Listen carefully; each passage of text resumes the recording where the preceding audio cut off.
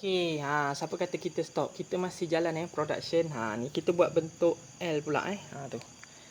Jom kita curah bismillahirrahmanirrahim. Yang kuning-kuning kau nampak tu minyak kita letak supaya kita tak nak waktu buka tu dia susah nak keluar dan dia akan berlaku pecah lah. So kita kena letak minyak lah sebab L ni paling susah nak buat ni. Sekarang kita ambil lagi.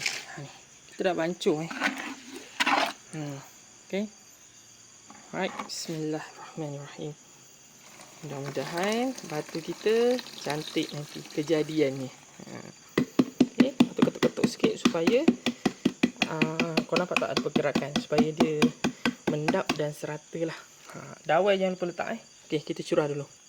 Okay, lepas tu bila kau dah isi bagi penuh kan, kau gunilah sudet ni, kau ratakan dia.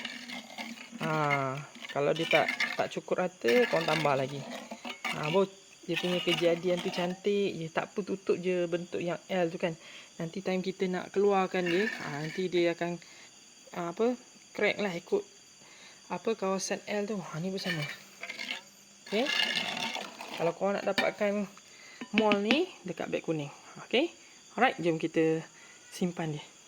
Okay, so kita simpan dia kat sini lah. Syarat untuk simpan dia ataupun nak bagi dia kering, lantai ni mesti serata. Tak nak ada sengit-pengit, nanti mall kita tak cantik kejadian dia. Okay, alright. Ni kita beli 3 biasalah. So 3 mall 2 hari kering, kita dah boleh buka. So korang nak tak tengok yang dah siap? Jom cik tangga tunjuk. Ni yang dah siap. Tu bentuk L. Cantik guys. Ni belum finishing lagi lah, tapi nampak cantik kan.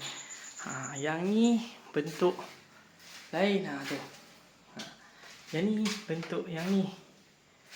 Sekarang kita masih jalan yang ni, tapi kita fokus kepada L lah. Okay, ni cantik korang, lubang angin. Ni.